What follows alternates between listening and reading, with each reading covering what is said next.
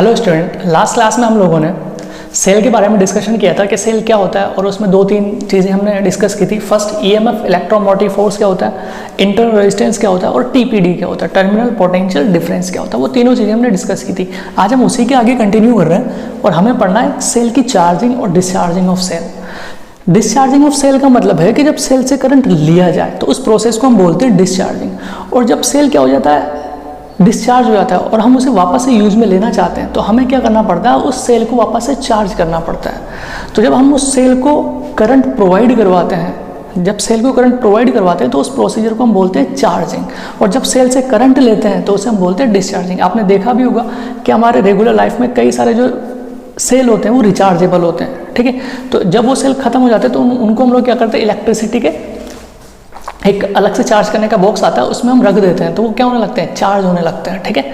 उसी तरीके से यहाँ पे दो टाइप के केस हमें पढ़ने वाले, डिस्चार्जिंग ऑफ सेल और एक चार्जिंग ऑफ सेल। डिस्चार्जिंग का मतलब है कि जब सेल से करंट लिया जाए और चार्जिंग का मतलब है जब सेल को करंट दिया जाए, ठीक है। तो सबसे फर्स्ट बात करते हैं डिस्चार्जिंग ऑफ सेल, यानी कि when current coming from cell, यानी कि जब सेल से क्या रहा हो, कुछ करंट आ रहा हो या लिया जा रहा हो। व्हेन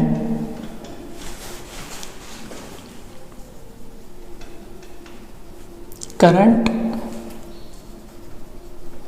टेकन फ्रॉम सेल, इस प्रोसेस को बोलते हैं हम लोग डिस्चार्जिंग ऑफ सेल।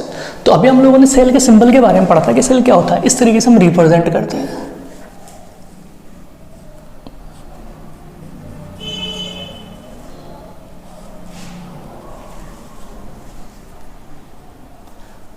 ये है ए और ये है बी, ठीक है।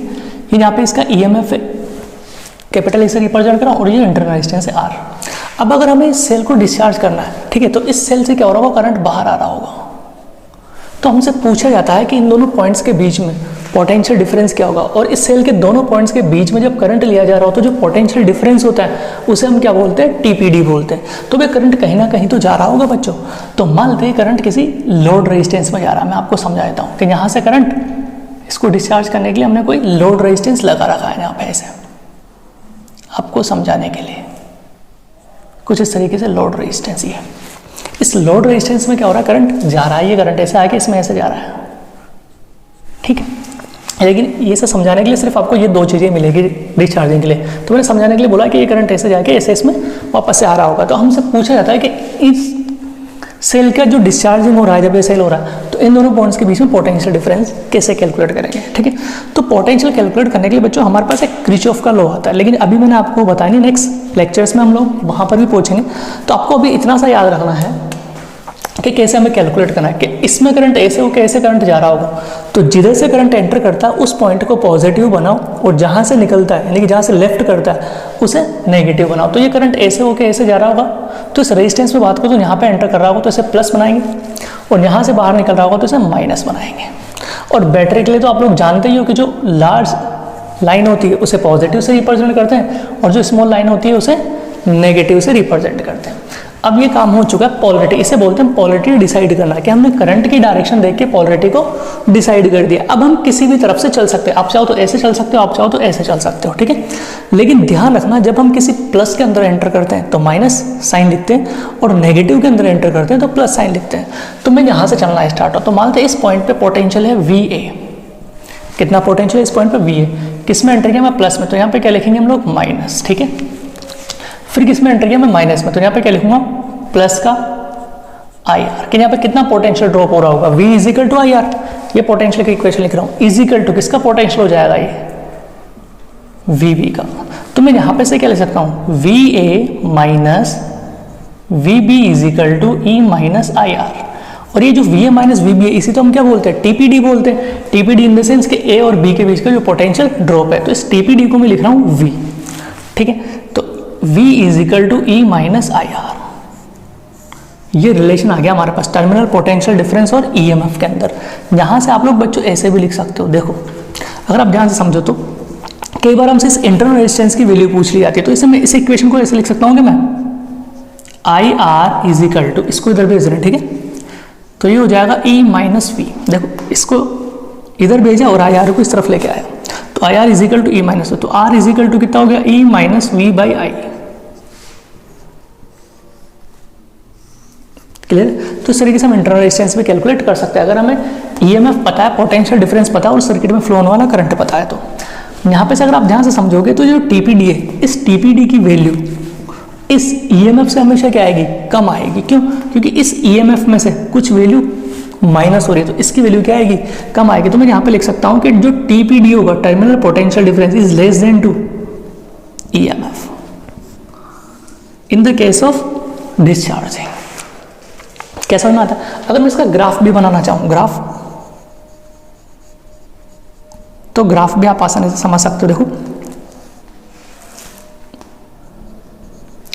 ये V है और ये I है। अगर मैं इस V और I के बीच में ग्राफ बनाऊं, ठीक है, या फिर आप स्मॉल r मान लीजिए, ठीक है, स्मॉल r के बीच में ग्राफ बनाओ, इंटर रेजिस्टेंस के बीच में, तो ये ग्राफ कुछ ऐसा आएगा, नेगेटिव स्लोप वाला। और ये वैल्यू क्या होगी आपके पास, जब R 0 होगा, इंटर रेजिस्टेंस 0 होगा, तो ये टर्म 0 होगी, तो ये E के बराबर होगा। और जब रेजिस्टेंस, ये देखो यहाँ पे वोल्टेज क्या हो जाएगा, 0। ये 0 कब हो सकता है, जब R इज इक्वल टू क्या हो, E बाई आई हो जाए, E बाई आई। इतना इंटरनल रेजिस्टेंस हो आपके पास, क्या बात समझ में आती? तो इस तरीके से हम ग्राफ बना सकते हैं। तो हमें यहाँ पे समझने वाली बात ये होती है कि जब चार्जिंग डिस्चार्जिंग होती है तो जो टर्मिनल पोटेंशियल डिफरेंस है उसकी वैल्यू कम होती है और ईएमएफ की वैल्यू ज़्यादा होती है। ये प्रोसीजर होता है, ठीक है। नेक्स्ट आता है हमारे पास केस 2 आता है। इसका केस 2 होता है चार्जिंग ऑफ सेल, ठीक है।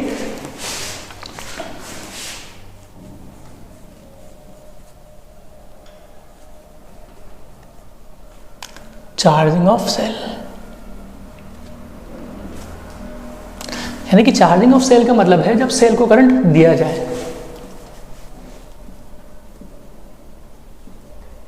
When current gives to the cell, ठीक है, जब सेल को करंट दिया जाए तो इसका जस्ट उल्टा हो जाएगा। देखो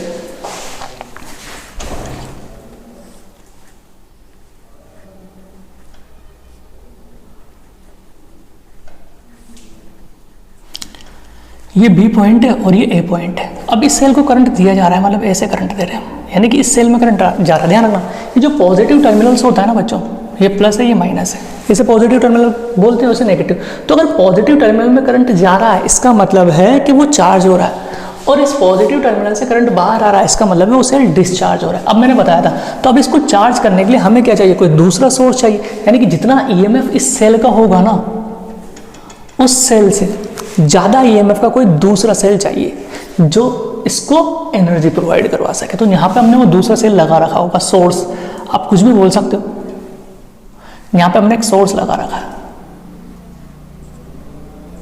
यहाँ पे। अब वो सोर्स कुछ भी हो सकता है, बैटरी भी हो सकता है, ठीक है, या कोई इसके ईएमएफ से ज़्यादा ईएमएफ वाला कोई सोर्स भी हो सकता है, या सेल भी हो सकता है, जो सोर्स इसको करंट प्रोवाइड करवा रहा है और इसको चार्ज कर रहा है। तो ये करंट ऐसे जा रहा है, तो मैंने बताया था कि जो करंट जाए उसकी डायरेक्शन में जब वो एंटर करता है तो उसको हम क्या मानते हैं, प्लस, और जहाँ से बाहर निकलता है उसे माइनस मानते हैं। तो हमसे वापस ए और बी के बीच में क्या पूछा जा सकता है, पोटेंशियल डिफरेंस पूछा जाएगा, ठीक है। तो वापस से ए और बी के बीच में पोटेंशियल डिफरेंस लिखूंगा। पहली चीज़ क्या होगी, करंट की डायरेक्शन देख के हमने पोलरिटी बना दी।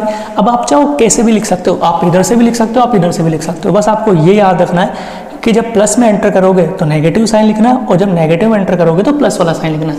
तो यहाँ पे क्या लिखेंगे हम लोग, वी ए, प्लस में एंटर किया तो माइनस का ई, ठीक है, किस में एंटर किया मैं, प्लस में, तो क्या लिखूंगा, माइनस का I R is equal to V B, ठीक है। तो V A minus V B is equal to क्या हो गया बच्चों, ई प्लस आई आर। इसे क्या बोलते हैं हम लोग, टर्मिनल पोटेंशियल डिफरेंस। तो V is equal to E plus I R, ये रिलेशन आएगा।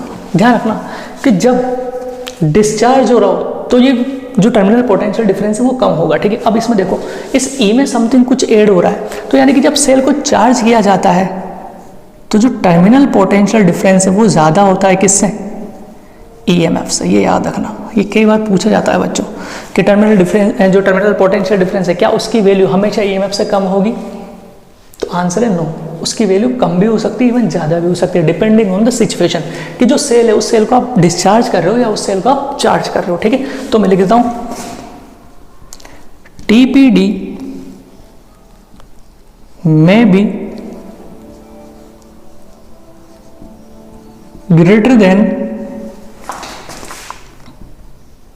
EMF, लिख देता हूं इन केस ऑफ, किस वाले केस में जाता है देखो, डिस्चार्ज चार्जिंग, और में भी लेस देन EMF, ब्रैकेट में क्या लिखोगे आप, इन केस ऑफ डिस्चार्जिंग।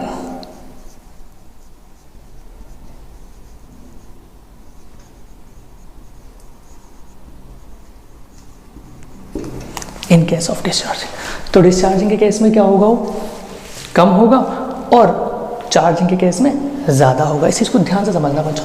अब मैं आपको कुछ छोटी छोटी चीज़ें समझाता हूँ बच्चों।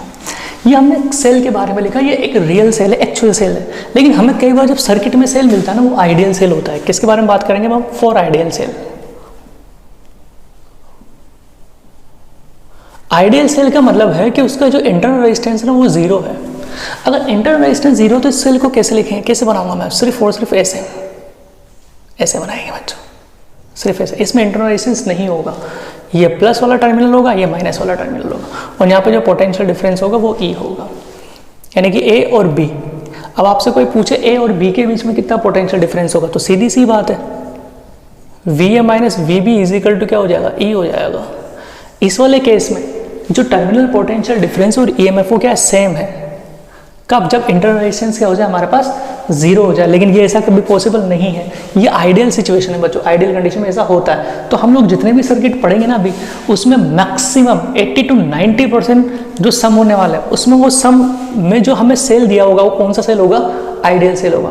10 to 5% ऐसे क्वेश्चन होते हैं जिसमें ये इंटरनल रेजिस्टेंस की वैल्यू आपको गिवन होती है। ठीक है, अगर गिवन होगी तो ये प्रोसीजर लगाना, अगर गिवन नहीं है तो आप ऐसे लिख सकते हो। ठीक है, देखो अब इसको डायरेक्ट सोल्व करने के तरीके बताता हूँ। जैसे सपोज कीजिए हमसे बोल दिया कि ये जो सेल है ना ये 10 वोल्ट का है।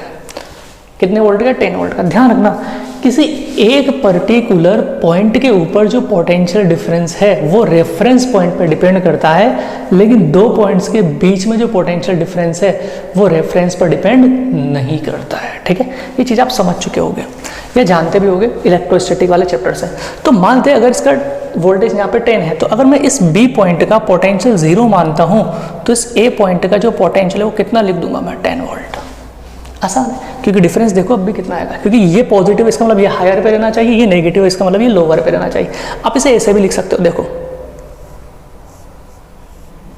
ठीक है।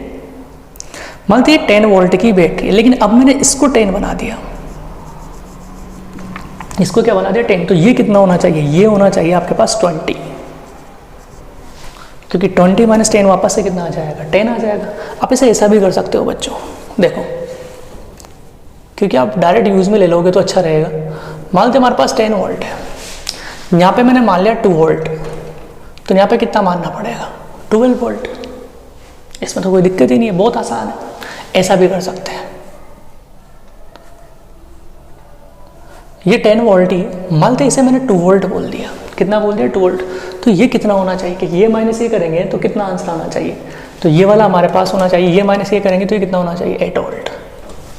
क्योंकि आप देखो higher minus 8 volt minus minus का 2 इज इक्वल टू 10 आ गया। ये चीज़ ध्यान रखना बच्चों, आप डायरेक्ट ही अप्लाई कर सकते हो किसी एक पॉइंट पे 0 मार के, क्योंकि दो पॉइंट्स के बीच का जो पोटेंशियल डिफरेंस है वो रेफरेंस फ्रेम पे या रेफरेंस पॉइंट पे डिपेंड नहीं करता, जबकि किसी एक पॉइंट का पोटेंशियल डिफरेंस रेफरेंस पॉइंट पे डिपेंड करता है। तो यहाँ तक नोट कीजिए, अब इससे रिलेटेड कुछ क्वेश्चंस करते हैं हम लोग बच्चों, ठीक है। तो आइडियल केस के लिए ये होगा, आइडियल नहीं है तो ये वाला होगा डिस्चार्जिंग के लिए, सॉरी चार्जिंग के लिए, और डिस्चार्जिंग के लिए ये होगा। Okay,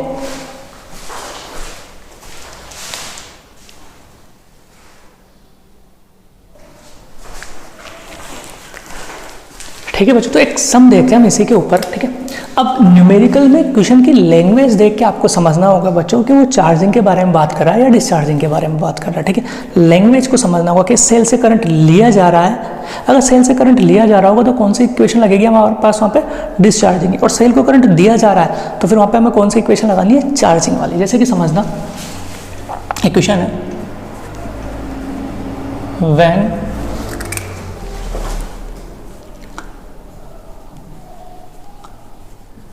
current flow 5 ampere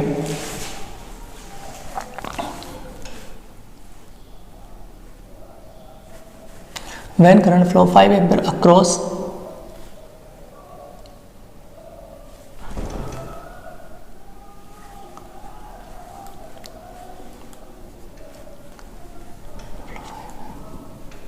in the circuit and terminal potential difference is 10 volt, ठीक है। when current flow 5 ampere in the circuit and terminal potential difference कितना है यहाँ पे, 10 volt है। now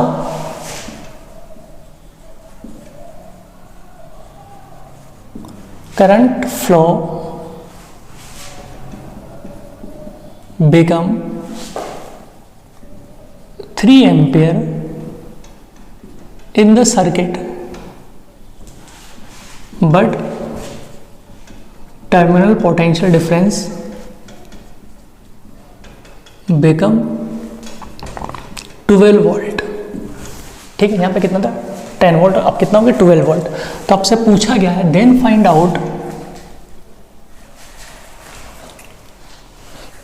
out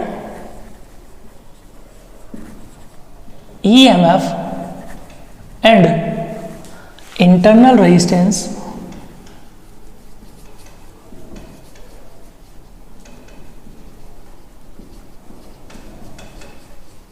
of cell। तो उसका EMF क्या होगा और इंटरनल रेजिस्टेंस क्या होगा सेल का, ठीक है। अब देखो कि करंट फ्लो हो रहा है, करंट फ्लो हो रहा है मतलब हम ये मान के चल रहे हैं कि सेल से करंट जा रहा है यहाँ पर, ठीक है। अगर सेल से करंट जा रहा होगा तो हमें इक्वेशन क्या पता है, V = E - IR होता है, और V क्या होता है, terminal potential difference, E EMF होता है, I करंट होता है, R इंटरनल रेजिस्टेंस होता है। तो सबकी वैल्यू पुट करते हैं। पहले वाले केस में जो टर्मिनल पोटेंशियल डिफरेंस है वो कितना दिया हुआ है, 10 वोल्ट, तो 10 = E, I कितना दिया हुआ है, 5R। सेकेंड वाले केस में क्या दिया हुआ है हमें, ये दिया हुआ है 12 E - 3R। अब इन दोनों इक्वेशंस को सोल्व करना है कि E और R अननोन है और इक्वेशंस भी कितनी है हमारे पास, 2 है। तो अगर मैं इन दोनों इक्वेशंस को माइनस कर देता हूँ, सब्सट्रैक्ट कर देते हैं, इस इक्वेशन में से इक्वेशन को माइनस कर देते हैं, तो क्या बचेगा, 10 माइनस, यानी कि यहाँ पे माइनस का 2 आएगा, E - E 0 हो जाएगा, और यहाँ पे क्या बचेगा, माइनस का 2R। तो जो इंटरनल रेजिस्टेंस आया बच्चों को कितना है, 1 ओम। अगर इंटरनल रेजिस्टेंस हमें 1 ओम मिल गया तो ये वाली वैल्यू आप किसी भी एक इक्वेशन में पुट कर दीजिए।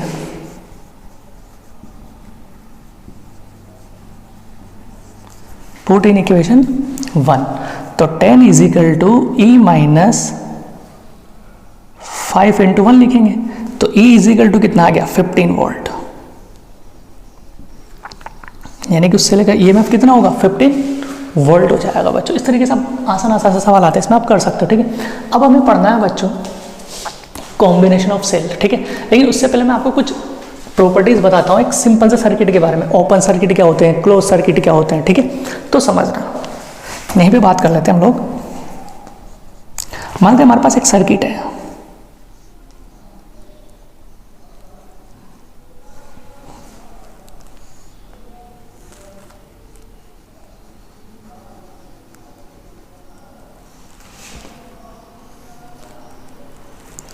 ये इंटरनल रेजिस्टेंस R है, ये इसका EMF E है, और ये कैपिटल रेजिस्टेंस है, ठीक है। मानते इस सर्किट में से I करंट फ्लो होता है, तो यहाँ पे भी I करंट जाएगा, और यहाँ पे जो पोटेंशियल ड्रॉप होगा वो V = IR होगा।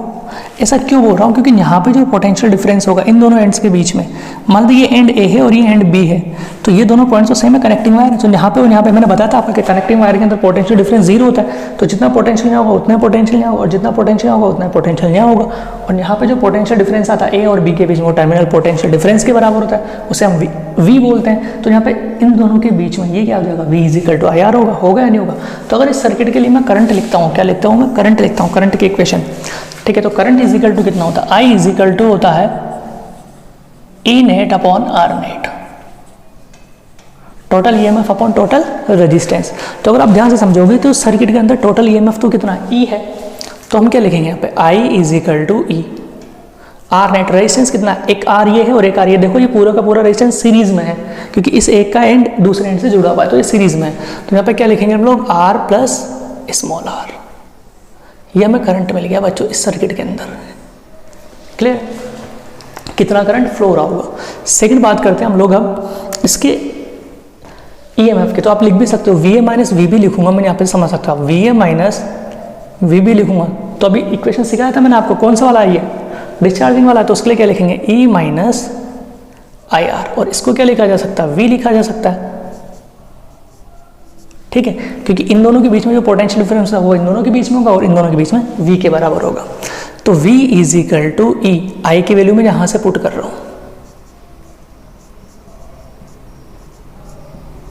R, ठीक है। तो ये हमारे पास आ जाएगा E इंटू आर, एलसीएम लूंगा तो मैं, divided by R plus R। तो देखो इस सर्किट में मैं EMF पता है, इंटरनल रेजिस्टेंस पता है, यहाँ पे होने वाला पोटेंशियल ड्रॉप पता है, इस सर्किट के अंदर करंट फ्लो हो रहा है वो भी पता है। तो अब देखना यहाँ पे मैं कुछ वैल्यूज लेता हूँ, ठीक है, अगर आप ध्यान से समझोगे तो देखो, सबसे फर्स्ट मैं यहाँ पे R की वैल्यू लेता हूँ, एक चार्ट ही बना लेते हैं, R की वैल्यू है यहाँ पर, ठीक है। यहाँ पे हम लोग मान लेते हैं V की वैल्यू, ठीक है,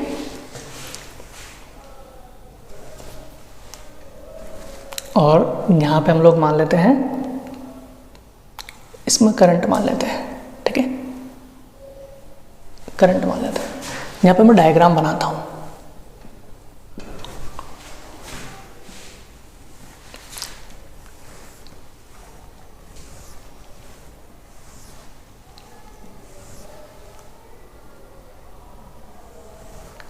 ये मान के चलते हैं हम लोग बच्चों के, अगर मैं यहाँ पे रेजिस्टेंस की वैल्यू जीरो कर देता हूँ, क्या कर देता हूँ, रेजिस्टेंस की वैल्यू, इस R की वैल्यू जीरो, तो इसके अंदर जो करंट फ्लो होगा वो कितना फ्लो होगा, E बाई कैपिटल R, क्या यही होगा अगर आप ध्यान से समझोगे तो। और ये जो पोटेंशियल डिफरेंस है, अगर ये जीरो हो जाएगी टर्म, तो ये टर्म भी क्या हो जाएगी हमारे पास, जीरो, क्योंकि आप सोचो इस पूरे में से अगर मैं R जीरो कर दूँ, ये टर्म क्या हो जाएगी, जीरो हो जाएगी, क्योंकि ये zero divided by zero plus R, zero, यानी कि ये भी क्या हो जाएगा, जीरो। तो इस केस में हमारे पास जो सर्किट होगा ना बच्चों, वो कैसा सर्किट होगा, वो ओपन सर्किट की तरह काम कर रहा होगा। और मैंने यहाँ पे गलत लिख दिया बच्चों, स्मॉल R आएगा ये करंट, और ये करंट जो होगा हमारे पास वो मैक्सिमम करंट होगा, मैक्सिमम करंट होगा, यानी कि जो सर्किट काम कर रहा होगा हमारे पास वो ओपन सर्किट की तरह काम कर रहा होगा। ओपन सर्किट का मतलब है कि यहाँ पे हमने जो लगा रखा है वहाँ पे कोई रेजिस्टेंस नहीं है, ओपन सर्किट इसे बोलते हैं हम लोग ओपन सर्किट, या आप इसे बोल सकते हो शॉर्ट सर्किट, क्या बोल सकते हो, शॉर्ट सर्किट, क्या हमने वहाँ पे क्या किया हुआ है, शॉर्ट सर्किट किया हुआ है, ठीक है, शॉर्ट सर्किट, यानी कि यहाँ पे हम लोगों ने इस रेजिस्टेंस को हटा के एक सिंपल वायर सा कनेक्ट कर दिया है, जिसे हम बोलते हैं शॉर्ट करना, या फिर मैं ऐसे बोल सकता हूँ कि इस रेजिस्टेंस को हटा के हमने यहाँ पे एक वायर लगा दिया, यानी कि मैंने इस रेजिस्टेंस को शॉर्ट कर दिया। अब जैसे इस रेजिस्टेंस को शॉर्ट कर दिया, यानी कि ऊपर से एक वायर लगा दिया, इसको हम बोलते हैं शॉर्ट करना, या आप इसे बोल सकते हो क्लोज सर्किट, या जो भी बोलना चाहो, मैंने उल्टा बोल दिया था बच्चों, यहाँ पे ओपन सर्किट, क्लोज बोलना चाहिए था कि ये किसकी तरह काम करेगा, क्लोज सर्किट की तरह, ठीक है, एक कनेक्टिंग वायर की तरह काम करेगा। सेकंड बात कर लेते हैं हम लोग, जब रेजिस्टेंस की वैल्यू R के बराबर कर दी जाए, इस स्मॉल r के बराबर, तो उस केस में जो I होगा वो I तो कितना हो गया, E बाई 2R हो जाएगा, और अब R is equal to R है, तो ये कितना हो जाएगा, V हो जाएगा हमारे पास E बाई 2, हाफ हो जाएगा EMF। तो सर्किट तो क्या रहेगा, सिंपल ही रहने वाला, उसमें तो कोई दिक्कत है नहीं, ये कहीं सर्किट रहेगा, बस R की वैल्यू चेंज हो जाएगी। थर्ड केस आता है हमारे पास, जब इस रेजिस्टेंस की वैल्यू हम लोग इनफाइनाइट करते हैं, इसलिए मैंने आपको समझाया था ओम्स लॉ में कि ओम्स लॉ के अंदर इस आर की जो वैल्यू लेते हैं ना हम लोग बच्चों, वो जीरो से ज़्यादा इनफाइनाइट से कम होना चाहिए। इसीलिए बता रहा हूँ मैं, जब इनफाइनाइट होगा तो आप सोचिए करंट, इस वाले सिचुएशन में करंट क्या हो जाएगा, जीरो हो जाएगा। देखो ये इनफाइनाइट है तो टर्म क्या होगी, जीरो।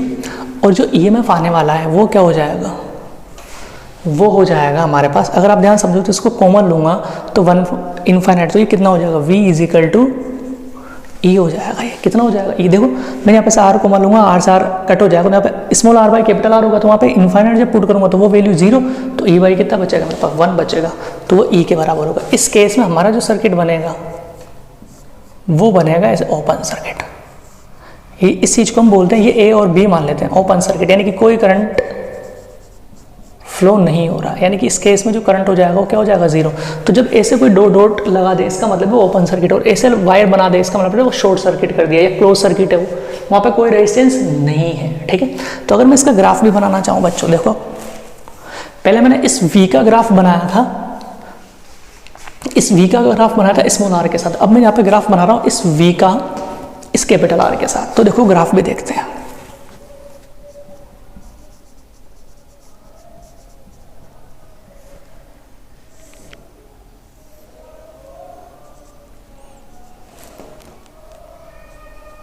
Capital R. तो अगर आप ध्यान समझो तो ये वाली वैल्यू है V की, जीरो पे जीरो है, उसके बाद ये कांस्टेंट हो जाता है, ऐसे ऐसे ग्राफ चलेगा इसका।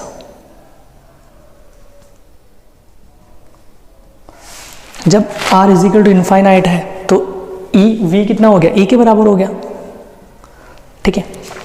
और किसी इंस्टेंट पर जब capital R is equal to small r है तो ये किसके बराबर है, E बाई टू के बराबर है। सोच पा रहे हो यहाँ पे से किसके बराबर है, E बाई टू के बराबर है। तो इस पर ग्राफ आएगा, इसे भी नोट कर लीजिए बच्चों। अब हम पढ़ते हैं इसके बाद पावर ट्रांसफर थ्योरम पढ़ते हैं, या कॉम्बिनेशन ऑफ सेल, दोनों पढ़ लेते हैं हम लोग, ठीक है। ओके, नोट कीजिए इसे।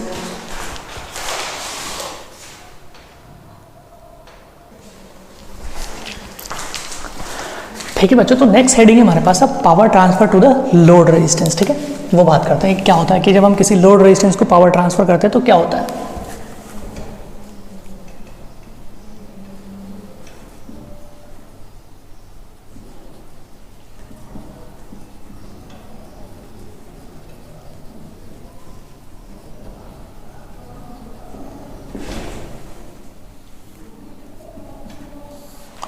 Power transfer to load resistance, ठीक है। देखो लोड रेजिस्टेंस का मतलब क्या होता है, जब सेल से हम जो करंट ले रहे हैं वो करंट जिस जगह पे हम भेज रहे हैं, जहाँ पे जो एक एप्लायंस लगा हुआ है, ठीक है, उस एप्लायंस को हम क्या बोलते हैं, लोड रेजिस्टेंस बोलते हैं, कि जहाँ पर हमारी एनर्जी का क्या हो रहा है, लॉस हो रहा है। जैसे कि हम यहाँ पे बात करते हैं,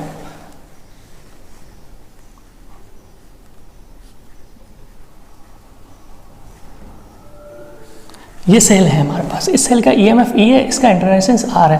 अब इस सेल से जो करंट जा रहा होगा वो जिस जगह पे जा रहा होगा उसे हम क्या बोलेंगे, लोड रेजिस्टेंस बोलेंगे या लोड बोलेंगे, ठीक है। किसके ऊपर कितना लोड लगा हुआ है।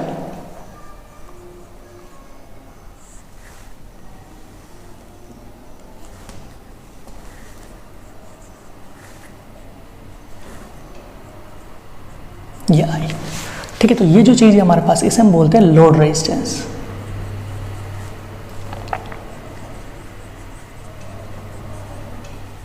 तो हमसे यही पूछा जा रहा है कि जो सेल यहाँ पे से एनर्जी प्रोवाइड करवा, मतलब जो पावर दे रहा है पर यूनिट टाइम में जो एनर्जी प्रोवाइड करवा रहा है, उसका कितना परसेंट या कितना यहाँ पर लॉस हो रहा है।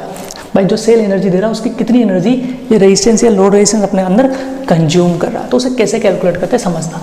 तो इस सर्किट के अंदर अभी हमने सीखा कितना करंट फ्लो होता है। जो करंट फ्लो होता है वो आएगा I is equal to E net by R net, और आर नेट कितना है हमारे पास, तो इसको क्रॉस मल्टीप्लाई कर दो तो ये क्या मिलेगा हमें, E is equal to I,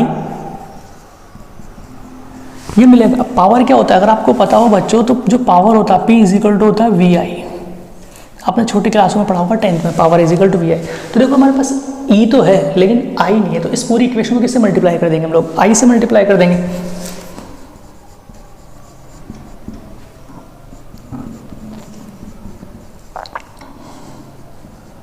on both side, दोनों तरफ हम उसे I से मल्टीप्लाई कर देंगे, तो क्या लिखेंगे, EI is equal to I square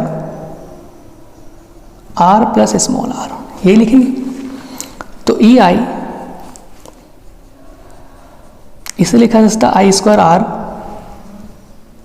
तो ये जो ई आई है ये तो क्या है, पावर डिलीवर्ड बाय बैटरी। ये कितने दिए, पावर किसने दिए, किसने दिए, पावर जनरेट बाय बैटरी, ऐसा लिख सकते हैं हम लोग, कोई दिक्कत नहीं।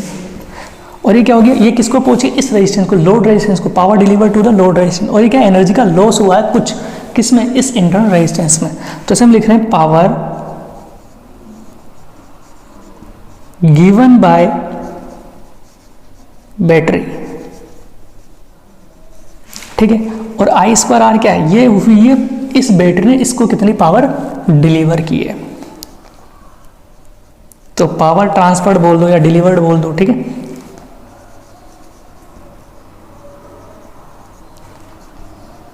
डिलीवर्ड टू लोड रेजिस्टेंस,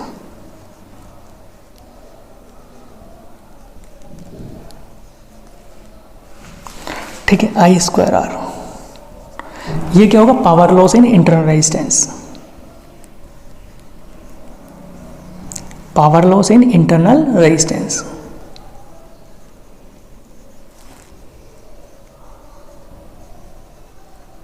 तो हमें क्या निकालना, हमें तो ये कैलकुलेट करना है, ये वाले टर्म। तो मैंने इसको क्या मान लिया, P मान लिया, इस पूरे को क्या मान लिया हम लोगों ने, P मान लिया। अगर इसको P मान लिया तो इक्वेशन क्या बनेगी हमारे पास, इक्वेशन बनेगी हमारे पास बच्चों, E I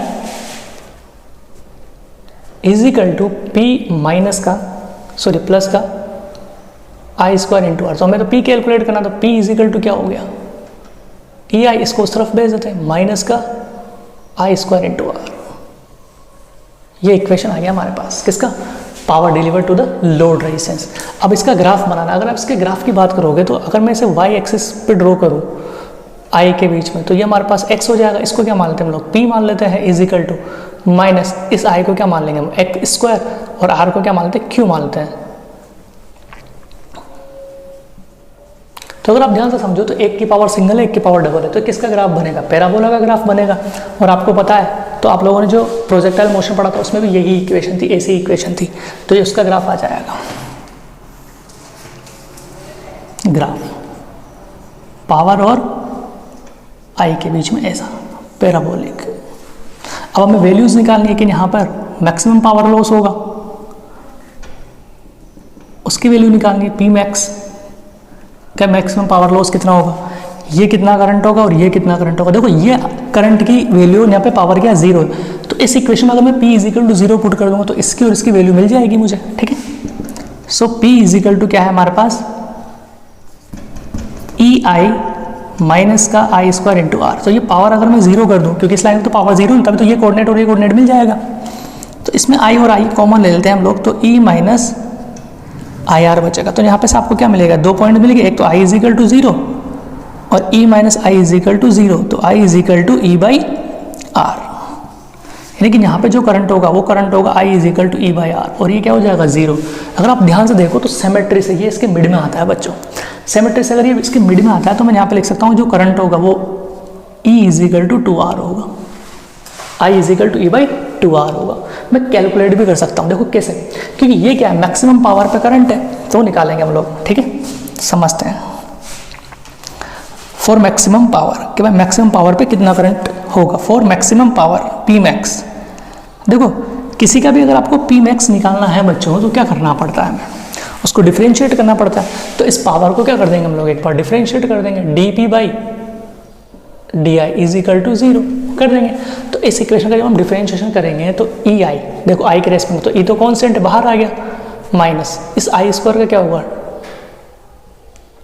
is equal to zero. तो यहाँ पे से आप खुद देखिए कि आई इज इक्वल टू क्या मिल गया, ए बाई टू आर, मिला है नहीं मिला। और आप डायरेक्ट कॉन्सेप्ट से भी बोल सकते थे कि I is equal to A by two R होगा, और ऐसे भी आप निकाल सकते हो कि इतना करंट होगा। अब अगर इतना करंट होगा तो मैक्सिमम पावर कितनी होगी, सो P मैक्स। तो ये करंट की वैल्यू इस इक्वेशन में पुट कर दीजिए, फॉर P मैक्स। तो P मैक्स की वैल्यू मिल जाएगी। तो P max is equal to क्या लिखोगे, E आई की जगह पर E by two R minus E square by four R square into R. ये होगा, इस आर से ये आर कट हो जाएगा, तो आपको फाइनली यहाँ पे क्या मिलेगा, E square by 2r minus का ई स्क्वायर बाई 4r, यही मिलने वाला है। तो फाइनली हमें जो मिलेगा वो मिलेगा ई स्क्वायर बाई 4r, यानी कि इतनी मैक्सिमम पावर होगी हमारे पास, यानी कि जो मैक्सिमम पावर हम इसे डिलीवर कर सकते हैं वो कितनी होगी, ई स्क्वायर बाई 4r।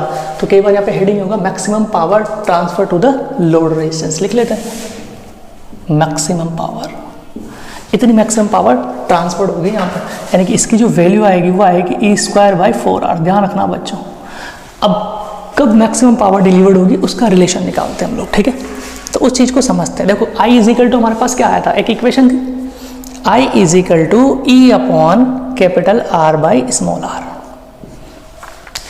जब मैक्सिमम पावर के लिए करंट कितना फ्लो हो रहा है, इतना फ्लो हो रहा है, तो पुट कर देंगे,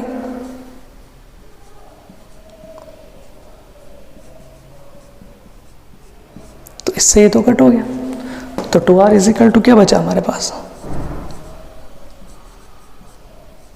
तो एक r से एक r भी कट हो जाएगा, तो small r is equal to क्या आ गया, कैपिटल R। तो ये कंडीशन आ गई बच्चों कि जब सर्किट में इस इंटरनल रेजिस्टेंस की वैल्यू इस एक्सटर्नल रेजिस्टेंस या लोड रेजिस्टेंस के बराबर हो जाती है तो मैक्सिमम पावर डिलीवर्ड होती है किसको, रेजिस्टेंस को।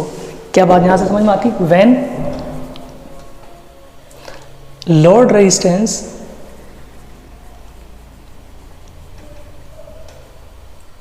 is equal to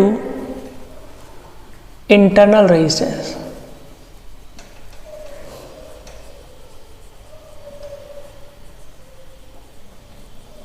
then maximum power delivered to load resistance।